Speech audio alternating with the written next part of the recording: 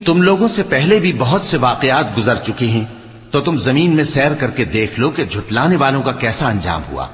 یہ قرآن لوگوں کے لیے صاف پیغام اور اہل تقوی کے لیے ہدایت اور نصیحت ہے، اور بددل نہ ہونا اور نہ غم کرنا۔ اگر تم سچے مومن ہو تو تم ہی غالب رہو گے۔ اگر تمہیں زخم شکست لگا ہے تو ان لوگوں کو بھی ایسا زخم لگ چکا ہے، اور یہ ایام زمانہ ہے کہ ہم ان کو لوگوں میں بدلتے رہتے ہیں، اور اس سے یہ بھی مقصود تھا کہ اللہ ایمان والوں کو جدا کر دے اور تم میں سے بعض کو شہید بنائے، اور اللہ بے انصافوں کو پسند نہیں کرتا۔ اور یہ بھی مقصود تھا کہ اللہ ایمان والوں کو پاک صاف بنا دے اور کافروں کو نابود کر دے۔